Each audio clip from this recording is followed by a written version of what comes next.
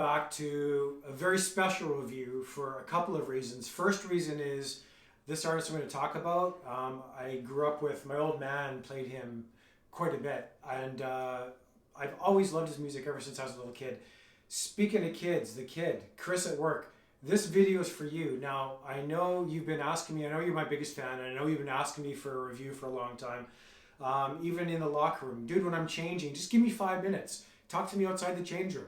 But regardless, Chris, this is for you, this video. So today I'm going to talk about Elton John. Now, Elton John, I mean, a lot of you have probably seen the movie. You know a lot about Elton John. You know, honestly, iconic in the 70s, like a lot of bands were. There were a lot of great bands in the 70s, but Elton John was kind of unique. Now, you may or may not know in 1970 when Elton John played the Troubadour Club on Sunset Strip.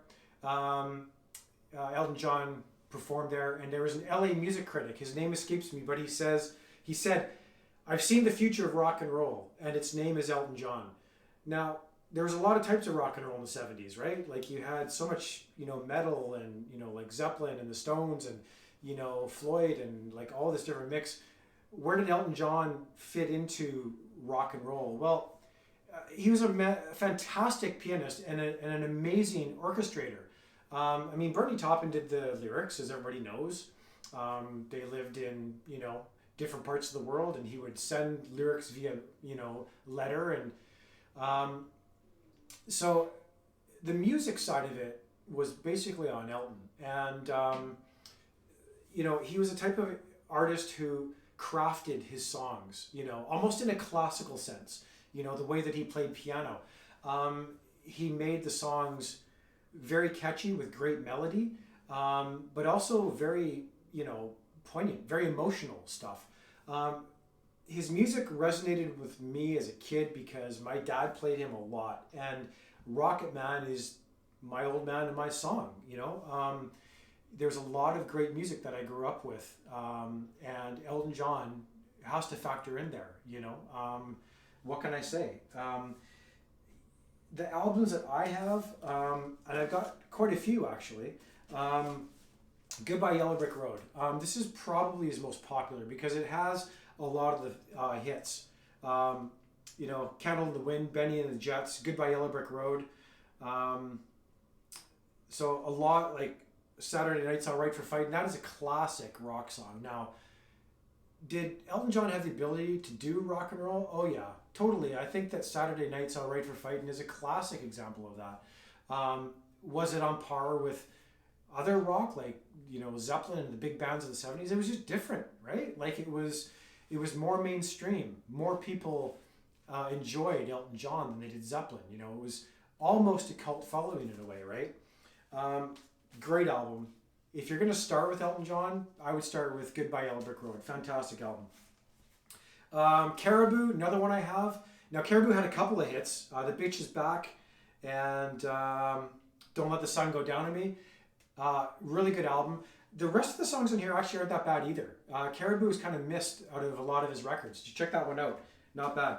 Another classic one is Captain Fantastic. I don't have every Elton John album. But this is actually another really good one too. There's some hits on this one, but I would not pick this over Goodbye Yellow Brick Road. I think that Yellow Brick had a lot of variety in songs, and they did it very well. Him and Bernie Taupin.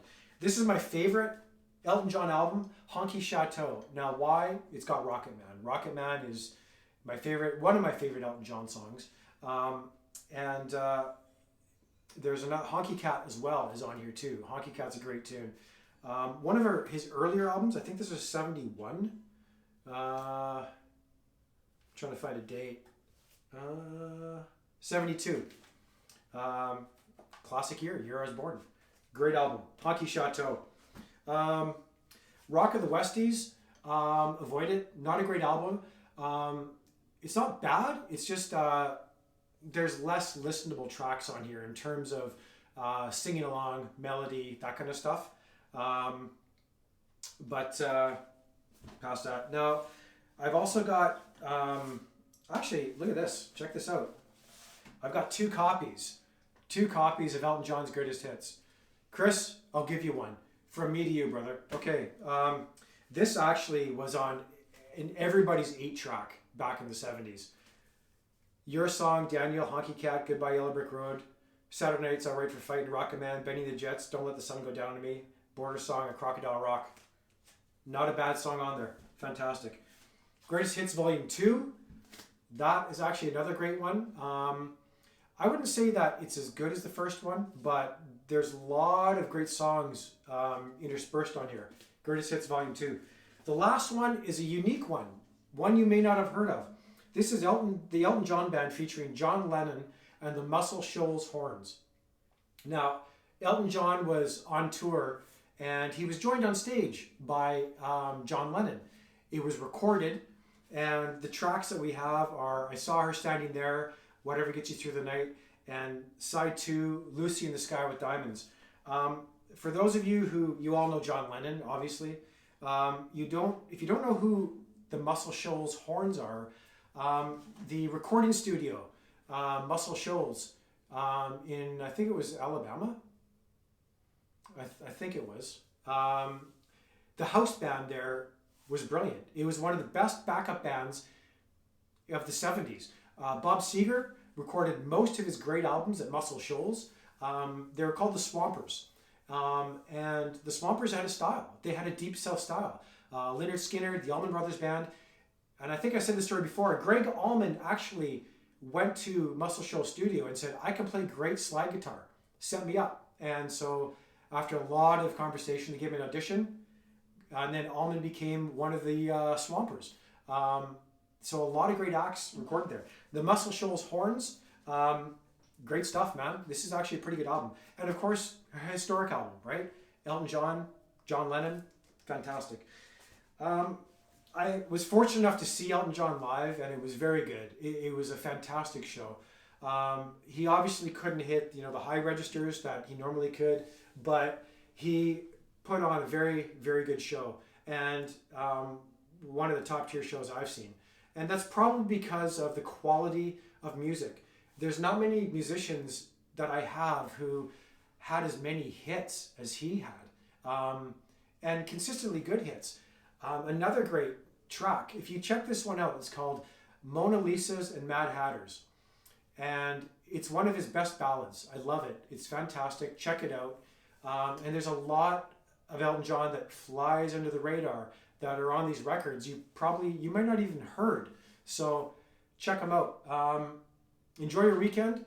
Thanks for watching. Cheers.